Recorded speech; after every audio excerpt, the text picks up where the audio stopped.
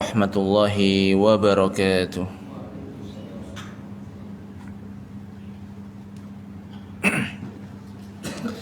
Alhamdulillah wassalatu wassalamu ala Rasulillah wa ala alihi wa ashabihi wa man tabi'ahum bi ihsanin ila yaumiddin, amma ba'd.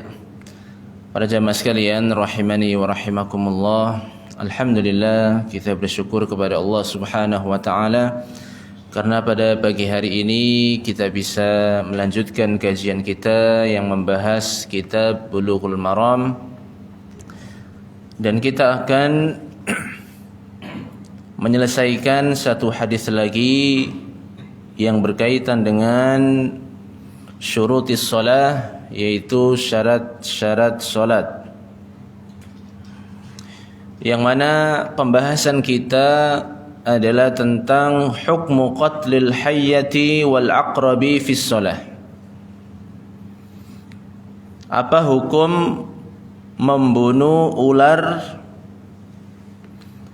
dan membunuh kalajengking pada saat sholat? Itu hukumnya apa? Ini yang akan kita bahas ya pada hadis yang terakhir dalam syurutis shalah. Nah, kita baca hadisnya. Wa an Abi Hurairah radhiyallahu anhu qala, dari sahabat Abu Hurairah, semoga Allah meridhai beliau, beliau pernah berkata, qala Rasulullah sallallahu alaihi wasallam, bahwasanya Rasulullah sallallahu alaihi wasallam bersabda, uqtulul aswadaini fis salati al-hayyata wal aqraba. Uqtulul aswadain fis salati, bunuhlah al-aswadain, yaitu ular dan kalajengking, fis shalah, tatkala salat. Ya, jadi bunuhlah al-aswadain, dua binatang, yaitu ular dan kalajengking. Akhrajahul arba'atu wa sahahahu Ibnu Hibban. Hadis ini dikeluarkan oleh imam yang empat dan disahihkan oleh Imam Ibnu Hibban. Nah, kalau kita melihat redaksi hadis tersebut, ya, ada lafaz uqtulul aswadaini.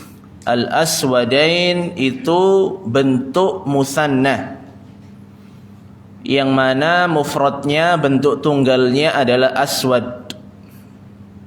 Aswad berarti hitam, ya. Yutlaq ala al-hayyati wal aqrabi ala ayyi launin kana walau lam yakuna aswadaini. Jadi meskipun dalam hadis ini lafadznya itu al-aswadain, yang mana bentuk tunggalnya itu aswad, dan aswad itu warna apa? Warna hitam. Kalau muzakkar itu aswad, kalau muannas itu sauda. Ya, makanya habbatus sauda, bukan habbatun aswad. Ya, karena habba itu muannas, ya, ada tak marbutonya, maka gandengannya itu sauda. Tapi kalau hajar apa? Hajar aswad, muzakkar. Sifat itu ya mencocoki sesuai dengan yang disifati. Jadi meskipun lafaz di sini itu adalah al-aswadain, ya, dua binatang yang hitam, akan tetapi maknanya adalah dimutlakkan kepada hewan yang bernama ular dan kalajengking, apapun warnanya. Ya, apapun warnanya, meskipun keduanya itu bukan berwarna hitam. Walau lam yakuna aswadaini. Jadi meskipun ya ularnya itu tidak berwarna hitam, dia masuk dalam konteks hadis ini, al-aswadain. Meskipun kalajengkingnya warnanya bukan warna hitam, tapi masuk dalam konteks hadis ini. Ya. Wa tasmiyatuhuma bidzalika min babi taghlib. Lianna al-musamma bil aswad fil asli al-hayyatu hakadha dzakaru. Kenapa kok dinamakan al-aswadain? Ya, ular dan kalajengking ini dinamakan al-aswadain karena memang seperti itulah keduanya itu dinamakan. Ya, karena secara asal al-aswad itu adalah ular. Ya, demikianlah para ulama menjelaskan hal tersebut. Ya, jadi ini lafadz yang perlu dipahami.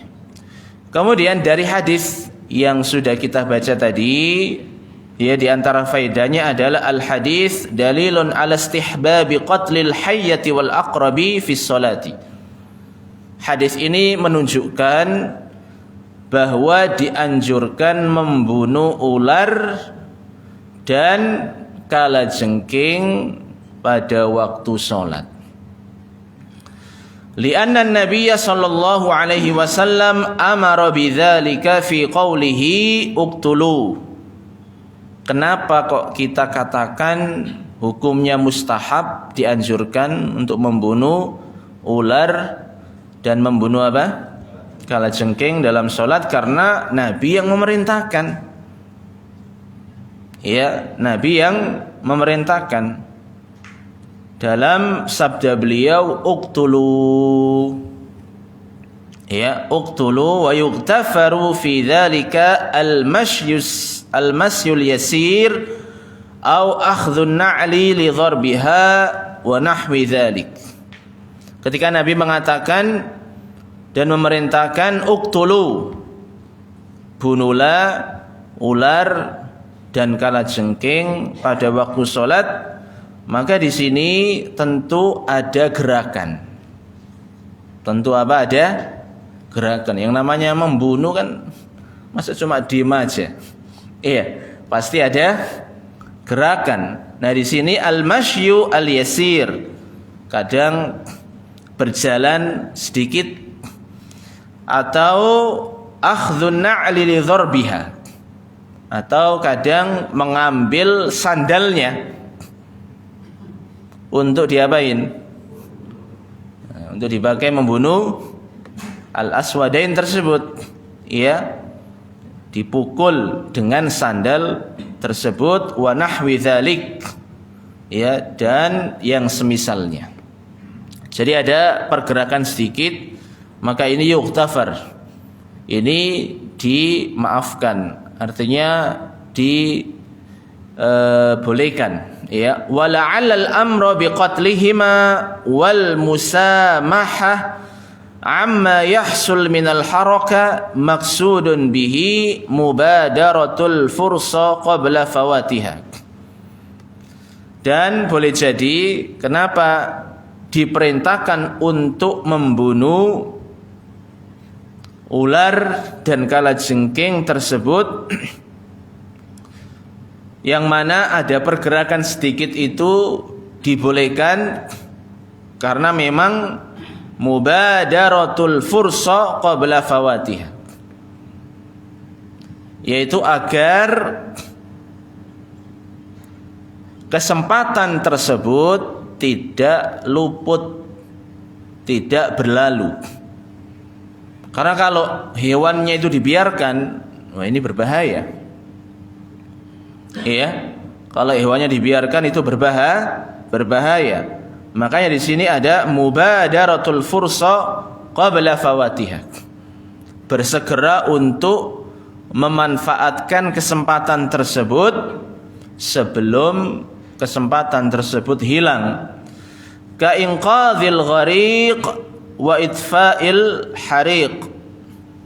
Seperti kasus yang lain, menyelamatkan orang yang tenggelam. Kalau tahu ada orang yang tenggelam kemudian dibiarkan saja, ya bisa-bisa apa? bisa-bisa masuk itu, nggak tertolong. Iya, nanti kesempatan untuk menolong itu sudah nggak ada lagi, dibiarkan kok.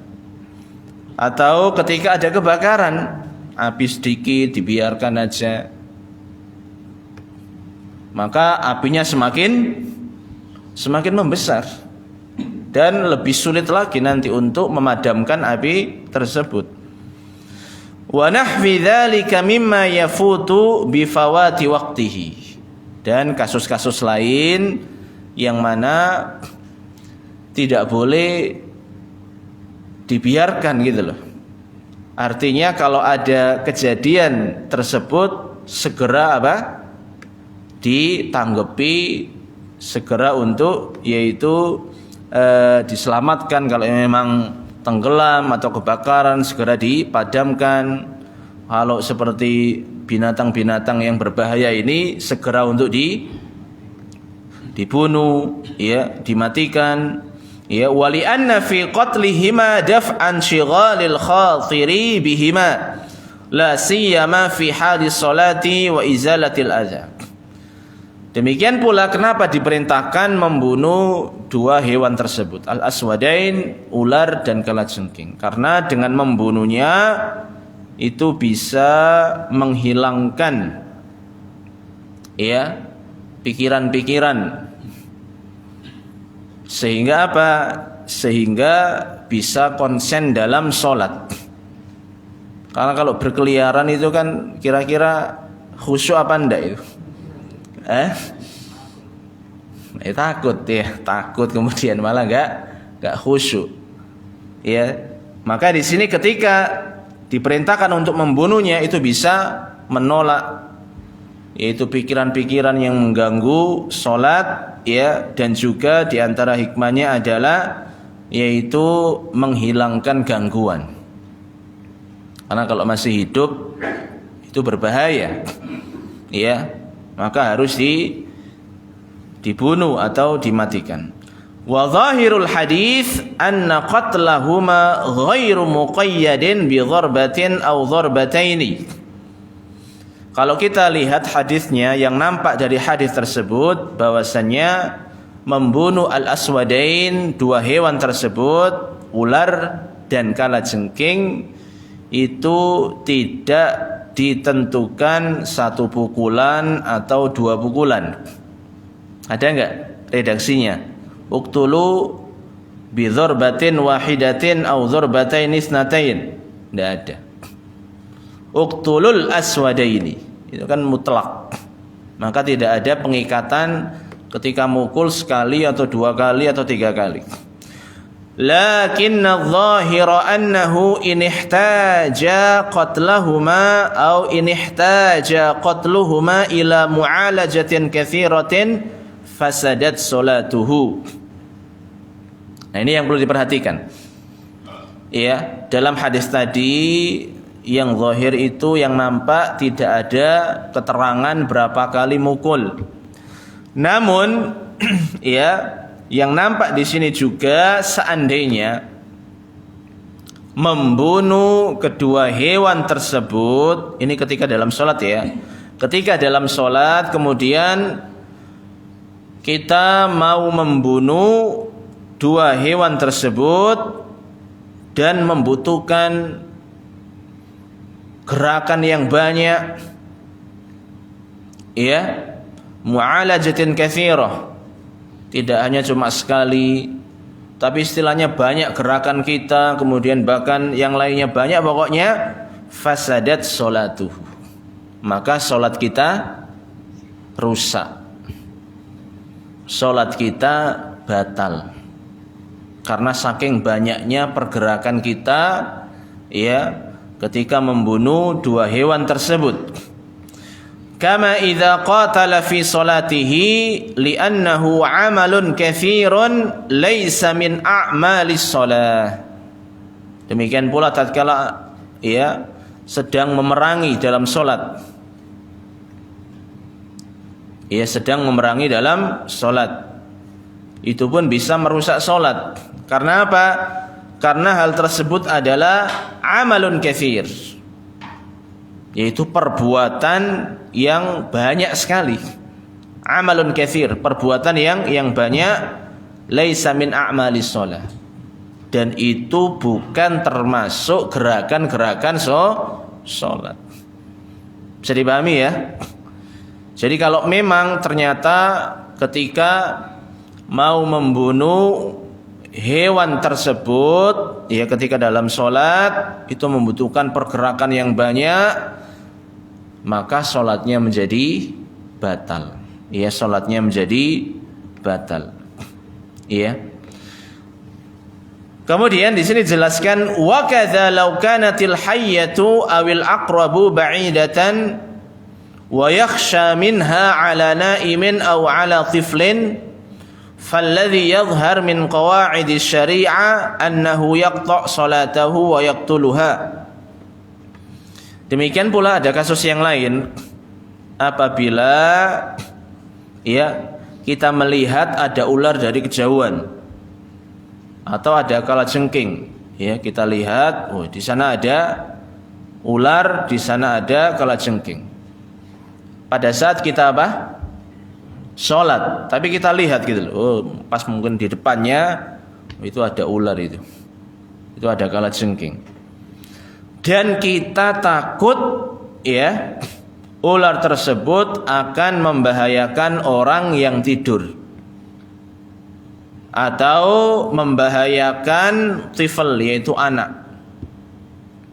Karena anak kecil kan nggak bisa untuk apa? Membunuh atau melawan.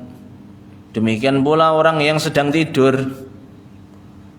Kalau ada ular gimana? Kalau pas tidur itu loh ya.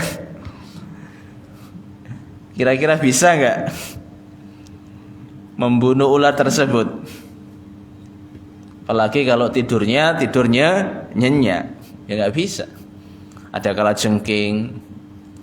Lah yang tahu itu pas sedang sholat, dan dia khawatir ular tersebut akan membahayakan orang yang tidur dan juga anak kecil tersebut.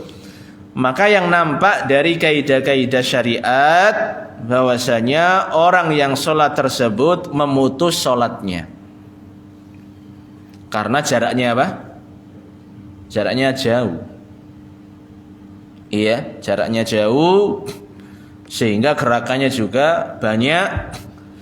Maka yang nampak dari kaidah-kaidah syariat hendaknya dia itu memutus sholatnya wa yaqtuluha, dan membunuh binatang tersebut, ular atau kalajengking. Kahalatil gharik awil harik awil adu wa nahwi dzalik. Seperti kasus lain yaitu tenggelam atau kebakaran atau ketika ada musuh yang menyerang. Iya, maka dibolehkan untuk membatalkan sholatnya.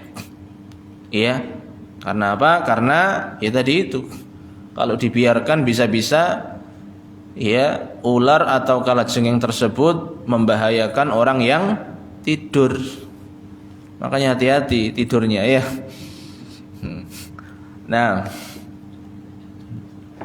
kemudian di sini ada penjelasan waqad akhraja Abdur Razzaq an Ma'mar an Qatada qala sa'altuhu faqultu ar-rajulu yusalli fayara sabiyan ala bi'rin yatakhawwaf an yasquta biha ayan sarifu.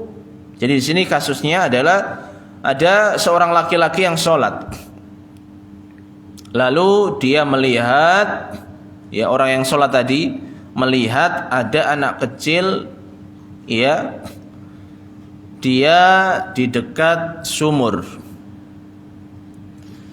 Maka orang yang sholat ini khawatir anak kecil tersebut jatuh ke dalam sumur. Ayan sarifu, apakah orang yang sholat tersebut berpaling, artinya membatalkan sholatnya?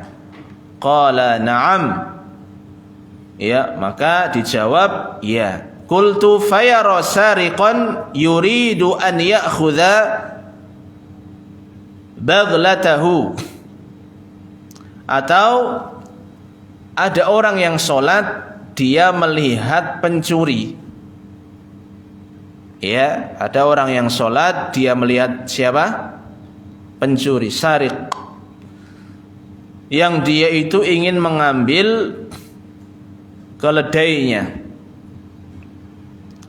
Maka dijawab yansorif, dia boleh berpaling, yaitu membatalkan sholatnya. Ya. Nah, ini dalam kitab Al-Musannaf li Abdur Razzaq, ya. Jadi kalau memang yaitu kasus-kasus yang memang harus segera ditangani, maka boleh membatalkan sholatnya. Iya, boleh membatalkan sholatnya. Kalau sekarang ada keledai nggak ini? Nggak ada ya. Motor, ya. Pas sholat, ya, motornya ada yang utik-utik. Ya, oh ini pencuri ini. Maka boleh apa? Membatalkan sholatnya. Tapi kalau antum ikhlas ya nggak apa-apa antum. Antum ikhlas ya, nggak apa-apa. Tapi secara asal antum boleh membatalkan sholatnya untuk menyelamatkan harta antum tadi itu. Ya. Wa dzakara al-Hafidz Ibnu Hajar an ba'dil Hanabilati annahu qala innama yaqta'u salatahu idza ihtaja ila 'amalin katsirin fi akhdhi syai'i. Al-Hafidz Al-Imam Ibnu Hajar, penulis kitab Bulughul Maram ini, ya, menyebutkan dari beberapa ulama mazhab Hambali yang mengatakan bahwasannya dia memutus sholatnya apabila dia membutuhkan gerakan-gerakan yang banyak dalam mengambil sesuatu. Fa in kana al-'amalu yasiran lam tabtul bihi sholatu wallahu a'lam. Namun apabila gerakannya itu yasir, itu ringan, ya, tidak terlalu banyak, maka sholatnya tetap sah. Sholatnya tidak batal. Ya, bisa dipahami ya, jamaah sekalian ya. Nah, itu pembahasan terakhir dari yaitu bab syurutis shalah. Sekarang kita masuk dalam pembahasan yang lain, bab sutratil musalli, yaitu sutronya orang yang sholat. Ya. As-sutratu bi-dhammi ma yustataru bihi mutlaqan. As-sutra itu, ya, secara asal adalah yang dipakai untuk menutup. Ya, dari kata sataro. Satir, sataro. Sutra itu kan tabir, itu penutup, ya. Lakin ghalaba itlaquha 'indal fuqaha ala ma yansibuhul musalli amamahu. Namun para fuqaha menjelaskan maksud dari sutra itu adalah apa yang ditaruh di depan orang yang sholat. Jadi bukan yang menutupi, tapi apa yang ditaruh di depan orang yang sholat. Ma yansibuhul musalli amamahu liman ilmurur baina yadayhi min asa aw sautin aw ghairi dzalika min syajara aw dabba aw sariya wa nahwi dzalik. Jadi apa-apa yang ditaruh, ya, ditancapkan atau ditaruh di depan orang yang sholat untuk mencegah orang lain lewat di depan orang yang sholat. Baik itu berupa tongkat atau di sini syajara, pohon, tanaman, atau hewan tunggangan atau tiang. Yang penting ya apa yang ada di depan orang yang sholat. Wala khilafa baina ahli ilmi annahu yustahabbu lil musalli imaman kana aw munfaridan an yusalliya ila sutratin. Dan tidak ada perbedaan di antara para ulama ahlul ilmi bahwasanya orang yang sholat itu dianjurkan ya untuk menghadap ke sutra, yaitu meletakkan sesuatu di depannya. Baik orang yang sholat itu ketika menjadi imam atau ketika sholat sendirian. Jadi kalau hukumnya mustahab itu semuanya sepakat para ulama. Iya, semuanya sepakat, enggak ada khilaf, la khilaf baina ahli ilmi. Hukumnya mustahab itu sepakat semua para ulama. Ya. Namun nanti yang menjadi perbedaan pendapat itu adalah wajib apa tidak sutra itu. Wajib atau tidak. Kalau mustahab maka semua ulama sepakat bahwa sutra itu dianjurkan. Tapi nanti yang jadi perbedaan pendapat, perselisihan para ulama itu adalah hukumnya wajib atau tidak. Nah, jadi orang yang sholat baik itu imam maupun ketika sholat sendirian ya diperintahkan untuk sholat menghadap sutra. Sawa'un shalla fil umran aw fil fadha lima warada fi dzalika minas sunnatil qauliyah wal fi'liyah. Baik orang yang sholat tersebut itu di dalam bangunan, di rumah atau di masjid atau di musola atau di ruangan ya, sawa'un shalla fil umran aw fil fadha. Kalau di fadha itu di tanah terbuka, maka diperintahkan apa? Ketika sholat bagi imam atau orang yang sholat sendirian diperintahkan apa? Menghadap sutra, yaitu menaruh sesuatu di depannya. Ya. Wala farqa 'ala al-azhar baina an yakhsha al-musalli maran aw la yakhsha. Fatustahabbu lahu sutratu mutlaqah. Dan yang lebih nampak itu tidak ada perbedaan. Bagi orang yang sholat, entah dia itu khawatir nanti ada yang lewat atau tidak khawatir, itu nggak ada perbedaan. Bahwasanya diperintahkan untuk menaruh sutra. Jadi jangan sampai, oh ini tempatnya aman ini, nggak ada yang lewat, terus nggak pakai sutra. Jangan seperti itu. Karena yang nampak itu tidak ada perbedaan.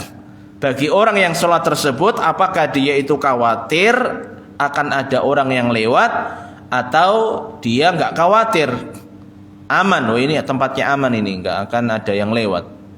Maka tetap ya diperintahkan atau dianjurkan untuk sholat menghadap apa?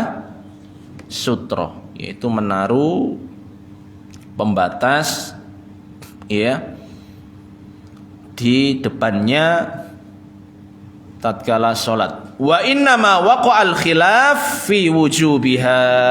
Nah, di sini penulis mengisyaratkan, meskipun ini masih muqaddimah ya, tapi beliau mengisyaratkan bahwasanya nanti ada khilaf, nanti ada perbedaan pendapat apakah sutra itu wajib atau tidak wajib. Itu baru para ulama berbeda pendapat. Tapi kalau dianjurkan apa tidak, maka semua sepakat sutra itu dianjurkan. Ya. Kemudian wa ammal ma'mumu fala yusannu lahu ay yattakhidha sutratan lianna dzalika lam yarid. Kalau tadi ketika sholat jadi imam atau ketika sholat sendirian, maka dianjurkan, diperintahkan untuk memakai sutra. Adapun bagi makmum maka tidak disunnahkan, ya, tidak diperintahkan untuk membuat apa? Sutra. Karena memang tidak ada dalilnya. Kalau jadi makmum maka harus apa? Maka apa? Hendaknya dia menaruh sutra. Di depannya sudah soft kok ya. Kalau ditaruh sutra malah apa? Tambah banyak, ya.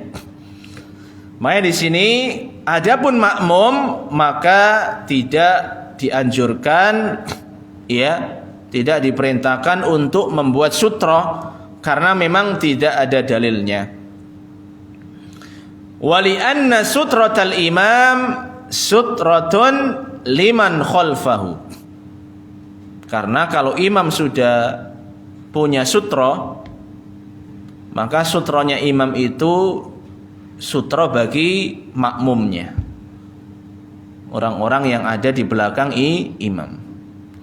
Wa qad haka jam'un min ahli al-ilmi ka Ibn Battal wa Ibn Hazm wal Qadhi Iyad al-ijma' ala anna al-ma'mum la yukallaf ittikhadha sutratin. Dan beberapa dari ahlul ilmi seperti Imam Ibnu Battal, Imam Ibnu Hazm, Al-Qadhi Iyad itu menyebutkan ada ijma' bahwasanya makmum itu tidak dibebani untuk apa? Membuat sutra. Siapa ini? Makmum. Tidak dibebani, la yukallaf ittikhadha sutratin. Tidak dibebani untuk membuat sutra. Wa warada fi hadits Ibnu Abbas radhiyallahu anhuma qala aqbaltu raqiban ala himari atan wa ana yawma idzin qad nahaztu al-ihtilam wa Rasulullah sallallahu alaihi wasallam yusalli bin nasi bimina ila ghairi jidar famarartu baina yaday ba'dhi as-saff fanazaltu wa arsaltul atan tarta' wa dakhaltu fi saffi falam yunkir dzalika alayya ahadun. Di sini ada cerita dari Ibnu Abbas. Ya, Ibnu Abbas datang dalam keadaan menunggang himar, ya, keledai betina. Dan pada saat itu Rasulullah sedang sholat dengan para sahabat. Ia berada di Mina ila ghairi jidar. Kemudian kata Ibnu Abbas, aku melewati di depan beberapa shaf. Di depannya beberapa shaf. Kemudian aku turun, lalu aku biarkan keledai betina tersebut untuk pergi. Wa dakhaltu fi shaff, dan aku masuk ke dalam shaf, dan tidak ada seorang pun yang mengingkari perbuatanku tersebut. Iya. Jadi di sini nampak bahwasanya makmum itu tidak membuat sutra. Dan bahkan di sini Ibnu Abbas tadi melewati apa? Beberapa shaf. Karena memang sutranya imam itu sutra bagi makmumnya. Wala raiba anna salata ila sutratin fiha fawaidu wa masalihu. Dan tidak diragukan lagi bahwasannya salat yang menghadap ke sutra, ya, salat yang di situ ada sutranya, ya, itu ada beberapa faedah dan ada beberapa maslahat.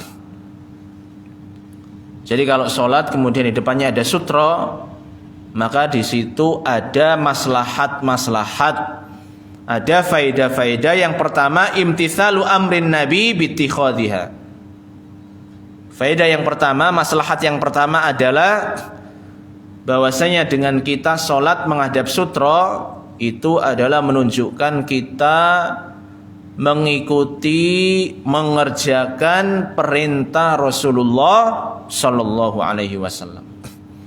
Wattiba'u hadihi, dan mengikuti petunjuk Rasul sallallahu alaihi wasallam. Karena Nabi yang menyontohkan ya bahwasanya salat itu dengan menghadap apa? Sutra. Maka ini bentuk mengikuti petunjuk Rasul dan mengerjakan perintah Rasulullah sallallahu alaihi wasallam. Faqad kana yusalli ila sutratin hadaran wa safara. Dan dahulu Rasulullah sallallahu alaihi wasallam itu ya salatnya menghadap ke sutra. Baik salatnya pada waktu safar atau pada saat mukim. Itu salatnya menghadap ke sutra. Ya, yaitu membuat sutra di depannya. Wal insanu yuthabu 'ala ittiba'i sunnah wa ihya'iha. Nah, ini juga di antara faedah ya mengikuti petunjuk Rasulullah, yaitu bahwasanya orang yang mengikuti sunnah Nabi dan menghidupkan sunnah Nabi, maka dia akan mendapatkan pahala. Ya. Jadi peluang pahala itu terbuka kalau kita mengikuti sunnah Nabi, kalau kita mengamalkan, menghidupkan sunnah Nabi. Makanya kadang ya di antara yaitu kekurangan kita atau kelalaian kita, ya kita sudah tahu sunnah tapi kadang kita tidak semangat dalam mengamalkan sunnah Nabi. Padahal kalau kita kerjakan sunnah Nabi itu, insya Allah kalau kita ikhlas, ya, maka akan mendapatkan apa? Pahala. Ya, mendapatkan pahala, kita nabung, ya, pahala demi pahala. Karena memang itulah bekal kita. Tapi kalau sudah tahu sunnah, malas-malesan, cuma sunnah aja. Apalagi sunnah diartikan dalam kacamata fikih, ya, dikerjakan dapat pahala, tidak dikerjakan tidak berdosa. Padahal sunnah itu ada 4 makna, ya, tidak semuanya itu artinya mustahab atau mandub, ya. Maka di sini, ya, dengan mengamalkan sunnah, mengerjakan sunnah, menghidupkan sunnah Nabi, dan kita iringi dengan niat ikhlas, mengharap pahala dari Allah, insya Allah, ya, amalan-amalan tersebut akan mendatangkan pahala. Apalagi kalau itu dilakukan secara kontinu, ya, dibiasakan menjadi perbuatan setiap hari gitu loh ya. Makanya ada kan sunnah-sunnah Nabi yang dilakukan sehari-hari. Ya mungkin dari sisi fikih hukumnya sunnah, iya. Tapi kalau diabaikan, ya, kita nggak akan dapat pahala. Padahal itu peluang pahala yang setiap hari bisa kita dapatkan. Ya. Maka di sini jangan sampai mengabaikan, melalaikan dari menghidupkan sunnah Nabi Shallallahu Alaihi Wasallam. Ya. Kemudian faedah dan maslahat yang lain ketika sholat dengan memakai sutra adalah anna sholata ila sutratin tahfadhu 'alal musalli salatahu min mururi syaitan amamahu wa qat'ihi li salatihi. Bahwasanya salat yang memakai sutra ya itu bisa melindungi salatnya dari setan yang lewat. Ya, jadi orang yang salat kemudian menaruh sutra di depannya, itu sutranya bisa menjaga salat dia, bisa melindungi salat dia dari setan yang lewat. Yang mana setan itu juga berusaha untuk memutus salatnya orang yang salat. Jadi meskipun dianggap, oh ini nggak ada orang ini, soalnya ruangan ini saya kunci. Iya, aku sholat, ruangannya aku kunci, terus nggak akan ada orang yang sholat. Tapi ada setan. Setan itu bisa lewat, ya, di depan orang yang sholat dan bisa juga memotong, ya, bisa memotong sholat orang tersebut. Nanti ada penjelasannya. Waqad qala an-nabiy sallallahu alaihi wasallam idza shalla ahadukum falyusalli ila sutratin wal yadnu minha. Apabila salah seorang di antara kalian melakukan salat, maka hendaknya dia salat menghadap sutra dan dia dekat dengan sutra tersebut. La yaqta'u syaitanu alaihi salatahu. Dan setan tidak akan bisa memutus salat orang tersebut yang membuat apa? Sutra. La yaqta' syaitan alaihi salatahu. Setan tidak bisa memotong salat orang tersebut. Ya. Ini hadis riwayat Imam Abu Dawud. Ya, hadis riwayat Imam Abu Dawud. Wa mururu syaitan amamal musalli yuaddi ila istilaihi alaihi wa tamakkunihi min qalbihi bil waswasati imma kullan wa imma ba'dhan.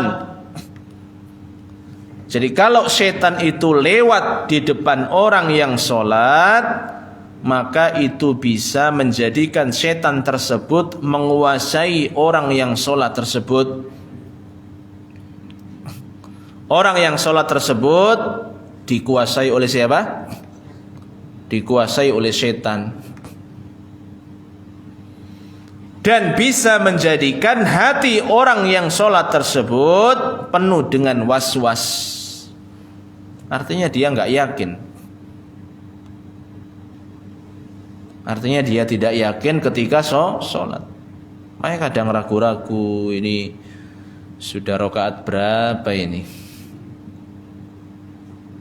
Kayaknya sudah rakaat keempat, padahal baru 2, bahkan baru 3. Nah, itu diantara bentuk penguasaan syaitan. Sehingga syaitan itu bisa, ya, melemparkan was-was dalam hatinya, imma kullan wa imma ba'dha. Was-was tersebut menguasai secara total atau was-was tersebut hanya sebagian saja. Ya, bihasabi sidqil musalli wa iqbalihi fi sholati 'ala Allah azza wa jal. Dan itu tergantung kejujuran dari orang yang sholat dan bagaimana hatinya itu menghadap Allah subhanahu wa ta'ala. Makanya bisa dipastikan kalau orang itu dia nggak konsen dalam sholatnya, tidak khusyuk dalam sholatnya, ya gampang untuk dikuasai oleh setan. Ya memang setan itu kerjaannya ganggu orang sholat. Makanya pahala yang didapat oleh orang yang selesai sholat itu macam-macam. Ada yang setengah, ada yang 1/3, 1/4, 1/5, 1/6, 1/7, 1/8, 1/9, macam-macam. Karena diganggu oleh setan. Kalau dia bisa konsen, bisa khusyuk, bisa tumaknina, maka dia akan mendapatkan pahala yang sempurna. Makanya di sini bihasabi sidqil musalli wa iqbalihi fi sholati 'ala Allah azza wa jalla. Tergantung orang yang sholat tersebut benar-benar menghadap Allah dengan hatinya, tidak hanya jasadnya saja, maka dia akan bisa melawan syaitan ketika ingin mengganggu. Makanya di sini penting untuk khusyuk. Karena ruhnya sholat itu pada khusyuk. Ruh orang yang sholat itu pada kekhusyukan dia dalam sholat. Kalau dia tidak khusyuk dalam sholat, maka dia itu sholat hanya dengan jasadnya saja, tidak dengan apa? Hatinya. Kalau jasad tanpa ruh, itu apa?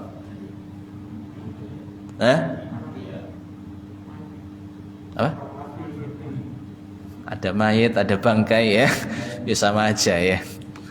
Kalau jasad tanpa ruh, itu ya kayak bangkai. Makanya orang yang sholat tapi hatinya itu tidak khusyuk, tidak tumaknina, sejelek-jelek orang yang sholat, karena dia mempersembahkan bangkai, jasad saja tanpa apa? Tanpa hati. Makanya khusyuk ini luar biasa pentingnya, yaitu ruh dalam sholat. Jangan sampai kita memberikan jasad tanpa ruh, yaitu dalam tanda kutip bangkai, kita persembahkan dalam ibadah, itu kan jelek sekali. Ini kalau sudah takbiratul ihram, sudah datang ke masjid, ini sudah nggak usah memikirkan yang lain. Khusyuk, konsentrasi, tumaknina dalam melakukan sholat. Nggak usah disibukkan dengan yang lain. HP juga kalau bisa dimatikan, Jangan dimatikan Ustaz, di silent aja, di silent. Jangan sampai di rumah Allah malah terdengar suara-suara yang terlarang. Nah, itu mengganggu dirinya dan juga mengganggu jamaah yang lain. Ada yang sudah nggak pernah dengarkan musik, di rumahnya sudah steril musik, ternyata di masjid atau di musola rumah Allah itu loh malah kok terdengar, dikarenakan ringtone-nya yang itu kadang musik. Nah, ini juga harus dihindari seperti itu. Sudah habis waktunya ya? Biasanya cepat kok sekarang lambat gini ya. Biasanya cepat ya, sekarang kok lambat. Nah, kemudian yang berikutnya di antara faedahnya adalah kaful basar amma wara as-sutra. Kalau ada sutra itu maka bisa menjaga pandangan. Bisa menjaga pandangan, yaitu hanya memandang pada tempat sujudnya. Tidak sampai melampaui di luar dari sutra. La siyama idza kanat sutratan syakhisatan kasariyatin au jidarin wa hadza amrun mahsus. Apalagi kalau sutranya itu berupa dinding, di depannya dinding, ya sudah, insyaallah itu menjaga sekali. Tapi kalau di depannya itu masih ada orang lewat, meskipun ada sutronya itu kadang-kala kan masih mengganggu. Apalagi yang tidak ada sutro. Jadi kalau seperti dinding atau tiang, itu kan pas, insya Allah lebih konsen dan lebih khusyuk. Ya, fa innal musalli ila sutratin yara annahu ajma' liqalbihi wa aqrab li khusyu'ihi wa aghaddu li basarihi. Karena orang yang sholat menghadap sutra itu akan bisa lebih menjaga hatinya, kemudian lebih khusyuk dan lebih juga menjaga pandangannya. Kemudian yang terakhir di antara maslahah dan faedah sutra itu adalah anna sutrata tanfa'ul musalliya. Sutra itu bisa memberikan manfaat bagi orang yang salat. Fala tabtul salatuhu idza kana al-maru mimma yaqta'uha. Maka dengan adanya sutra itu bisa menjaga sholat seseorang sehingga tidak menjadi batal, karena ada yang bisa membatalkan sholat apabila lewat di depannya. Nah, dengan adanya sutra ini kan bisa yaitu menjaga. Wala tanqus idza kana al-maru mimman la yaqta'uha. Kalaupun yang lewat itu ternyata tidak memutus, memotong, membatalkan sholat, tapi bisa mengurangi. Itu kadang bisa mengurangi yaitu kesempurnaan sholat. Nah, dengan adanya sutra ini bisa terlindungi sehingga sholatnya tetap sempurna. Jadi yang pertama, sutra ini memberikan manfaat bagi siapa? Bagi orang yang sholat. Wa tanfa'ul marra li'annahu yakunu lahu majal al-murur min wara'i sutra. Dan sutra ini juga bisa ngasih manfaat bagi orang yang lewat. Artinya dengan adanya sutra tersebut, orang yang mau lewat itu tidak lewat di depannya pas, tapi di luar sutra. Oh, ini ada orang yang sholat, maka dia melewati yaitu di luar sutra tersebut. Wala yahujuhu ilal murur baina yadayhi fayaqa'u fil ithmi. Karena kalau dia ternyata tetap memaksakan untuk lewat di depan orang yang sholat, dia akan terjatuh ke dalam perbuatan dosa. Nanti ada hadisnya insyaallah taala, yang mana dalam hadis berikutnya itu bisa diambil sebuah kesimpulan hukum.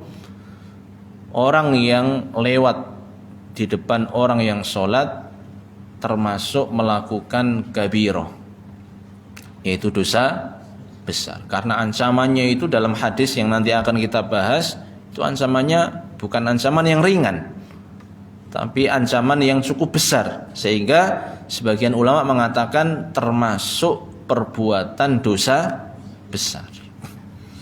Nah, dengan adanya sutra tersebut, orang yang lewat itu bisa selamat. Seandainya dia tetap memaksakan untuk lewat, maka dia akan terjatuh ke dalam perbuatan dosa.